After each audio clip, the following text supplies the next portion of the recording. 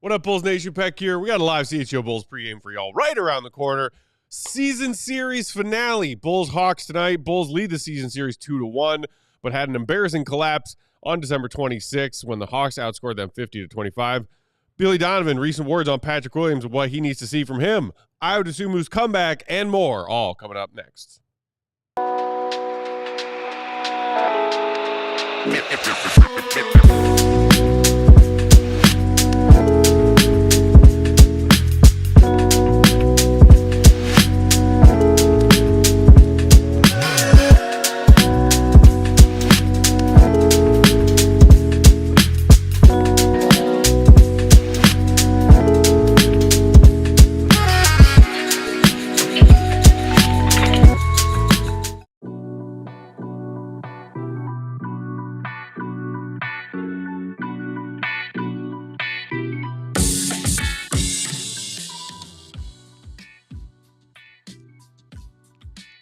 What's going on, Bulls Nation? Welcome in to CHGO Bulls pregame. Coming to you live from our studios here in West Loop, downtown Chicago. I'm Peck, Bulls_Peck. That's Big Dave. Bam!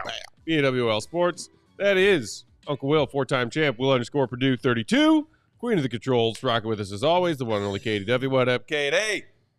Hi. Hi. I like that that's becoming her, her signature her call. Thing, yes. Her greeting. Yes. Hey. The greeting. It always puts me in a good mood when I hear it. There you go. Nice. Bulls-Hawks never disappoints in the entertainment factor. We've had some high-scoring affairs so far this season. Could probably see another one tonight. We've got injury updates for both teams that we'll get to a little bit. Good news for the Bulls. The Hawks are we're playing the G League Hawks tonight. So there's that. But we wanted to, right out of the gate, dive into some of the latest we've heard from Billy Donovan on Patrick Williams, who had himself another underwhelming performance last night, to put it kindly. And let's start with what he had to say after the game when, shout out to our guy Drew Stevens of the Bigs, asked Billy why he went away from Patrick in his rotation down the stretch of that game. Katie, if you would. Billy, you went away from Patrick Williams down the stretch tonight. How do you assess his game tonight, and why did you go away from him? Yeah, I mean, I just thought that we needed, Zion was playing to five. I thought it was a good matchup, for Vooch in terms of putting some size on him, and they were cross-matched sometimes.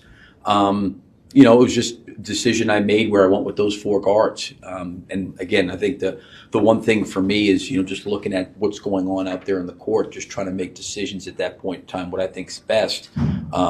There's been games where Josh hasn't closed or Patrick hasn't closed, different guys. I thought we needed some shooting, quite honestly, to what Casey said. We weren't shooting the ball well, so I tried to at least get some guards out there. We could, create some penetration or generate some threes for Lonzo, Zach, or, Kobe, and really try to use Patrick's minutes for the most part when Zion was at the four. That was Billy Donovan after last night's loss. What do you make of that?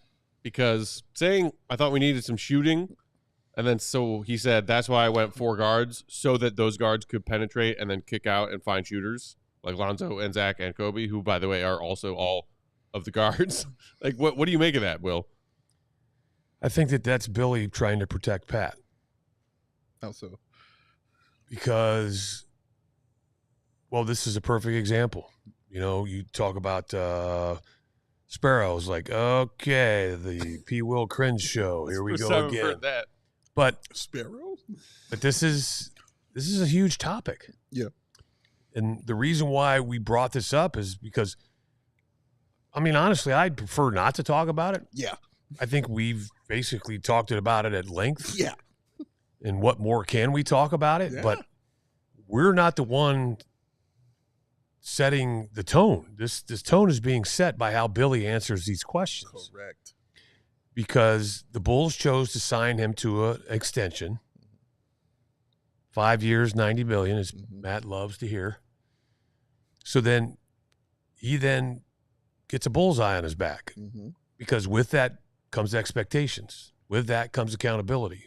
With that comes, and that's the other interesting thing is that has anybody really talked to P. Will about this? Because I really haven't heard any quotes from him. That part. Why is that? Nope. No, I haven't heard much from Pat in the last several weeks as his performances have been kind of spiraling. But as you and I, I'm very transparent.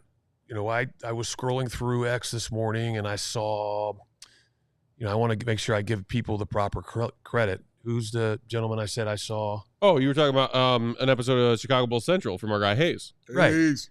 Because he felt it was necessary. Hey, we got to get one out now to talk about the story in The Athletic. Yeah. That Billy Sam was Amick of answering The questions.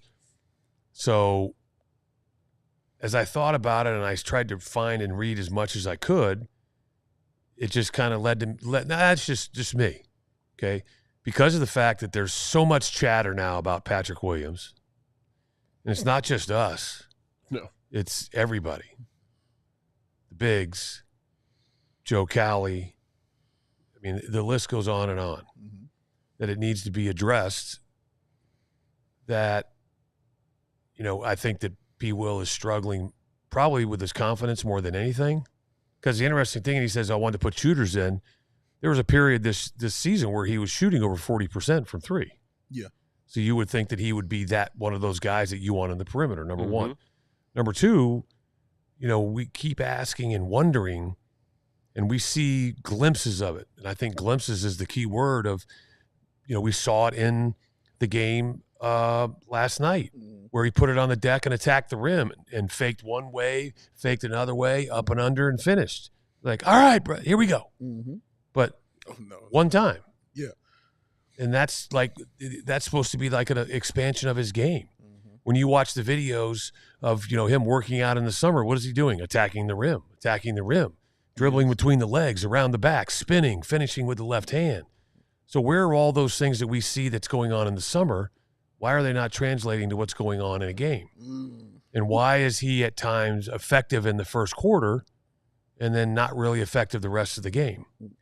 And by God, how does a guy his size only get one rebound? Because I think he honestly, just from a guy that's experienced a little bit of everything throughout my playing days, sometimes it's like a paralysis by analysis. Mm-hmm. Ooh, I like that. It's almost like you guys have all worked with somebody that, my job right now is just not to get fired. Yeah. So I'm going to do as little as possible so I don't screw up. Mm-hmm. And if I maybe hide over here and nobody sees me, then I'm okay. Mm-hmm. Yeah. Like that line from The Office Space. Something about that'll only make somebody work just hard enough not to get fired. Right. So the pleasure's on this side of the room. I think I honestly think that that's kind of where he is, unfortunately, as a player. Because I tell people all the time, whether it's Zach, whether it's P. Will, whether it's Ayo, I mean, even MJ, you're dealing with your ego, dealing with your feelings.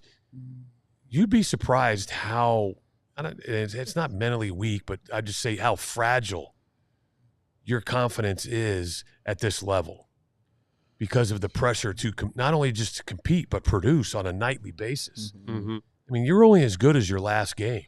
Yep. Right? Period. I mean, let's just say, me personally, if I would have scored 40 on Sunday against Sac, right? I'm on an all-time high. Mm-hmm. But if then I follow that up with 3 points and 2 rebounds, you are forgotten.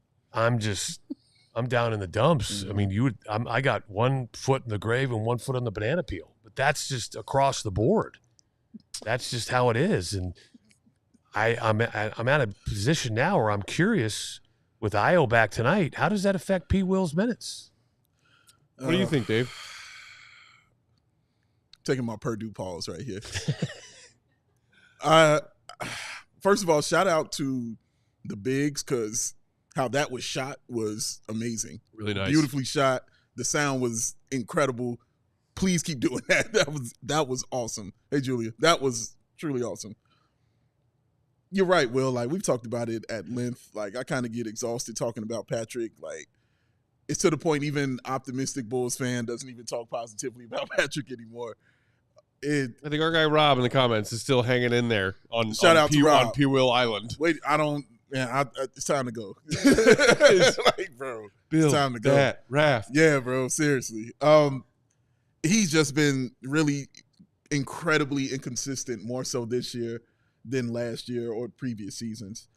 He actually had spurts all those other seasons where he would have consecutive games, probably like 8, 9, 10 games where it would be double-digit scoring, some rebounding. He would do something, you'd be like, okay, that would keep people glued to him a little bit more. And now he's having games where you just distancing yourself from him more and more often. He has had more games shooting 30% or less than he has had games shooting 50%. I mean, that's disgusting, but I believe it. 16 to 7. Those are the numbers. He's had a game. He's had a game this year where he has attempted 10 or more shots and shot over 50%. He's done that one time this year. That's it. He is really struggling on a heck of a level this year, Will. And I mean, I know how much Katie likes beating dead horses, but I don't.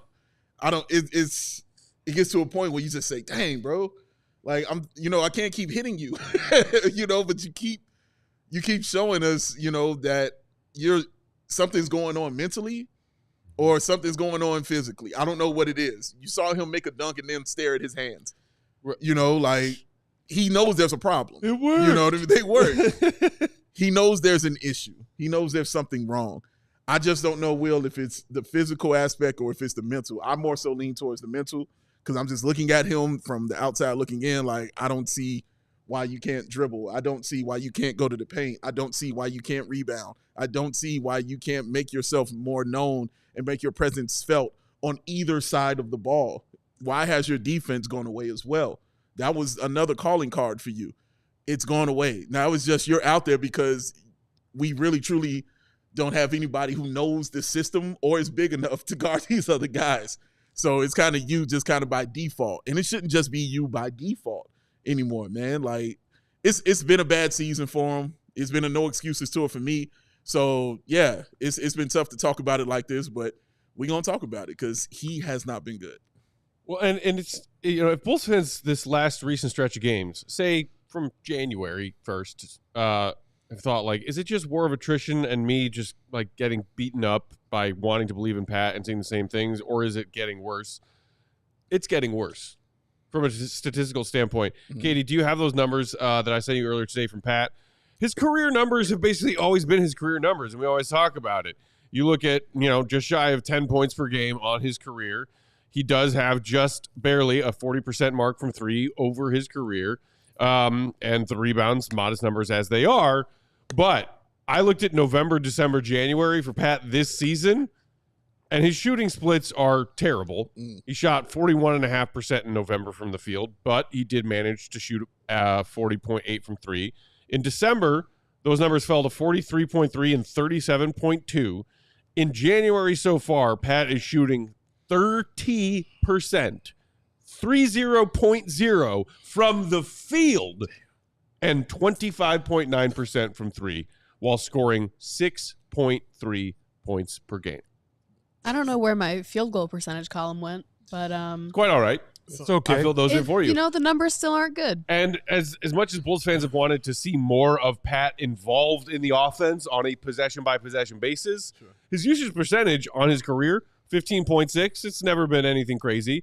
In November and December, it was up somewhere between 17 and 18. Mm-hmm. In these 7 or maybe now 8 games in January so far, it's fallen back down to 14. It's just like passive Pat. Yeah. It's passive Pat, and like the confidence issue clearly is something. Something's going on. Something's going on, and we don't know what's happening with him. Will, I think obviously you can speak on this better than any of us here because you've been in those locker rooms before. Like, it's just when a guy is going through this kind of thing, I know the one thing that you probably say is you just got to, go to the next game and, you got to get back out there and play. But what kind of toll does that continue to take on you mentally when you obviously are trying? We see him try, you know what I mean? And just nothing's working. And I have an issue about the way he's trying because we seeing it in the first quarter, but I'm not seeing it in the fourth, and I'm not seeing it in the third. I'm seeing it in the first half, but it's like the rest of the game, he's just chilling. But what is it like? what do you tell someone? Like, how do you think when you're in that locker room and you're trying your best, but it still isn't going your way? Well, first of all, your teammates can recognize when you're struggling, okay? And we've heard DeMar DeRozan talk in the past. We've heard Zach talk in the past. I know Kobe and Ayo are some of his biggest supporters, have talked about how they're in his ear trying to support him. But a couple things happen. These guys that you would consider friends and not just teammates, hopefully will pull you aside. And a perfect example is, in between a year, I'd kind of plateaued a little bit. BJ Armstrong, who's, my teammate and a friend, pulled me aside and said, hey, why don't you, he's like, I'm not questioning your work ethic because I know how hard you work because I'm in here every day with you. But why don't you change it up a little bit? And why don't you go get an outside coach and work on some things a little differently and take a different approach? And I went out and talked to some guys, ended up hiring Dave Corzine. And Dave went in and took all my tapes and started breaking them down. And I started watching from his eyes, and it kind of changed everything. And then, I saw, significant increase in not only my confidence, but just a belief in myself that I can do this, to work through the hard parts. And I know that the coaching staff is, they're putting together tape of mistakes, but also things he's doing right. But sometimes at the end of the day, it's up to the player to execute what you're being taught, B, what you're talking about, and somehow taking what's up here down to here and making it happen. Yeah. What I hope doesn't happen is, and I think it's already started, is people start to question his heart. Mm-hmm. Because it's just, I learned as a player, even when I was in the league, and, my first contract was 5 years, $2.5 million. But even then, it's money the average person just can't fathom. So instead of thinking of P. Will as a person, they're thinking of him as a basketball player, and you've already seen it in all the comments: 90 mil, 90 mil, 90 mil, 90 mil. So they can't have this argument or discussion they can't remove the 90 million. Correct. So that's when you start questioning a guy's heart. One thing I'll say this about Pat, and the reason why, Matt and I talked about it today, my son's sitting right over there. I hope and pray that my son has the manners and the respect that P. Will has, the way P. Will talks to people like me and former players and elders. His parents did a hell of a job. Very impressive. Yeah. He's still a kid. Mm-hmm. He's a great kid. And I love having conversations with him when I do the little bit of time that I've spent with him over the years, right? I also know his agent, have conversations with his agent. But great agent. At some point, did a hell of a job. But at some point, it's up to him. Okay, but I can promise you this, and this is the main reason why I called Peck today so let's talk about what we just talked about. But now we basically got to start and change the narrative, because he's not going anywhere. Mm-hmm. Okay? And that's where, even before this comment came out right now, that I think when I talked to Callie thinks it's being taken out of context a little bit. But do you have the comment, Matt, that you sent to me from the Athletic article that Billy said after the paragraph where everybody talked about, he mentioned, nobody's told me we need to tank and we're worried about the draft pick. We're concerned more about the integrity of the game. Yeah, so this was from a column on The Athletic, as Perdue said, from Sam Amick earlier today. Billy Donovan, quote, "We don't want to be just stuck in the middle, but I think the building out part that we have to look at is the totality of our entire team, where you're identifying guys that are going to help us maybe get out of the middle and move forward. And I do think that we do have guys on our team that, to me, emulate or model a competitiveness that I like and appreciate." So I'm guessing where you're going with that is or is not Patrick Williams one of those players, as he speaks about them that way? But I also think that is because I called Cowley to say, okay, is this a new quote, new information, or is this, following up on that integrity comment from last week? And he said, well, that's where Billy went into depth.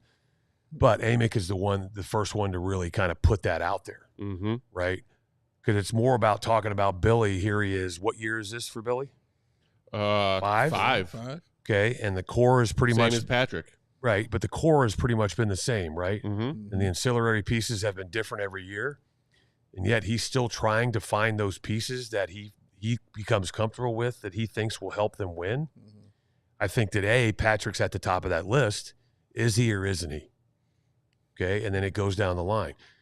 Then you ask the question, okay, where does Vooch fit in that equation? Where does Zach fit in that equation? Because we assume, and we know what happens when we assume that Zach and Vooch are not part of the future. Yeah. All right? Safe assumption. And then so you would have to say that, yes, Kobe White is one of those guys. Yes, Ayo is one of those guys. Yes, Modest is one of those guys. Modest. Who else am I missing?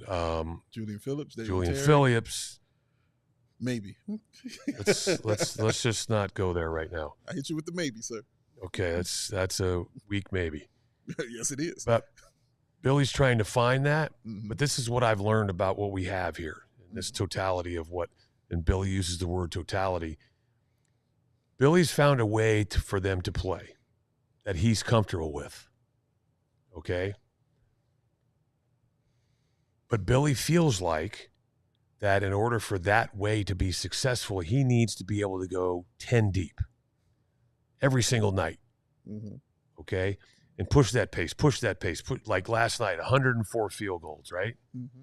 That's what their target is. I would say 100-plus field goals is what you're hoping for. Okay?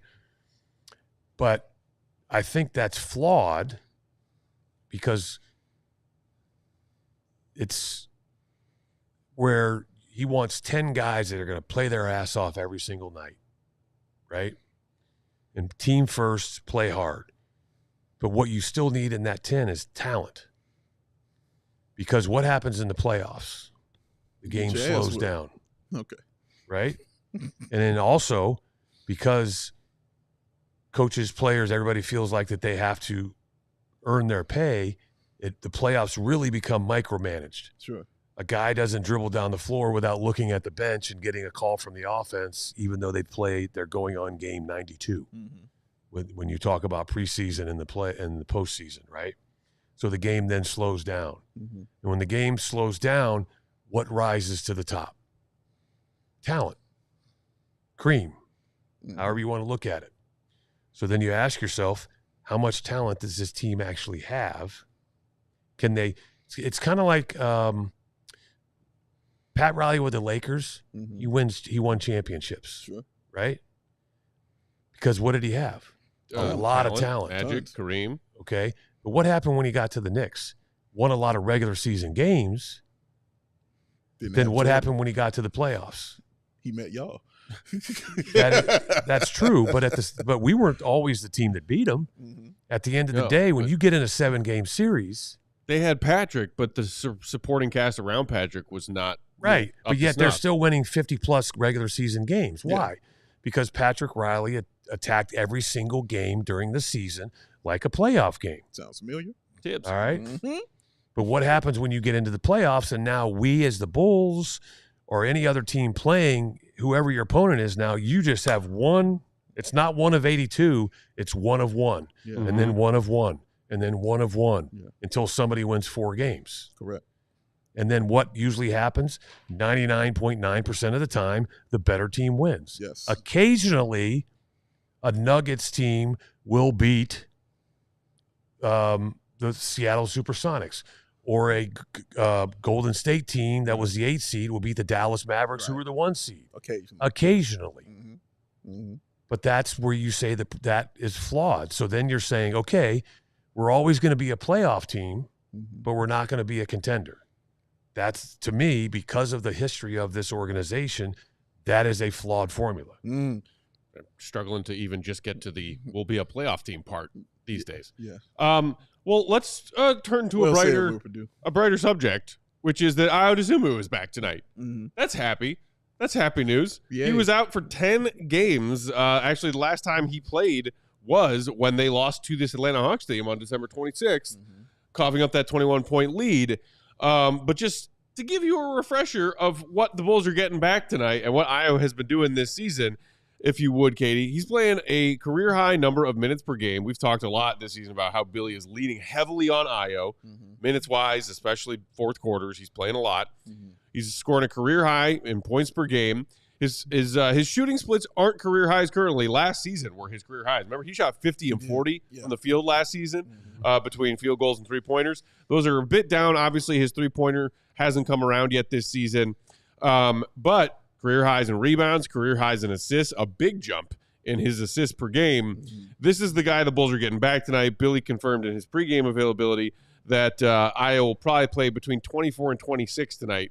Katie was asking me, like, is there a chance that Ayo gets back in that starting lineup right out of the gate? And we hear Billy send a message to Pat and benches, but no, Pat is still in the starting lineup tonight. Ayo will come off the bench, but either way, it'll just be nice to see Ayo back out there.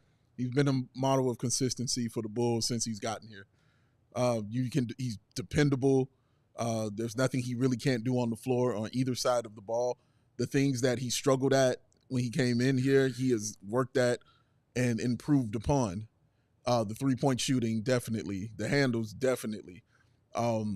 He fits in any role you put him in. Doesn't matter where you put him or start him. He's going to find a way to succeed and to help this team. And he's just somebody who doesn't need the basketball to score. He's smart enough to find his own way to score. He doesn't need a play drawn up for him to score. So he loves getting the ball and just going and scoring that way and catching everyone off guard. Like I said yesterday, he will get you 10 points like that real easy. And that's even before he's attempted a three. So he's been amazing, and he continues to be amazing on and off the floor.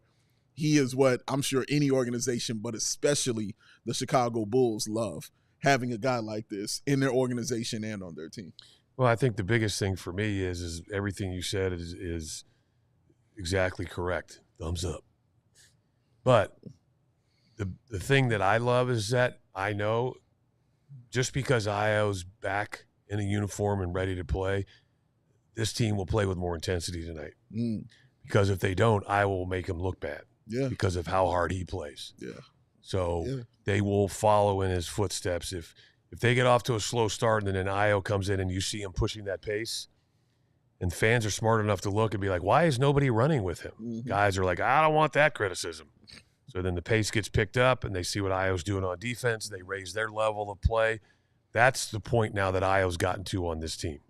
He is a catalyst in that sense. And loves playing the Hawks, as people in the comments are pointing out. Lars saying Hawks is getting dropped off at their dad's house tonight. Our guy Strick saying I was going to miss harassing Trey.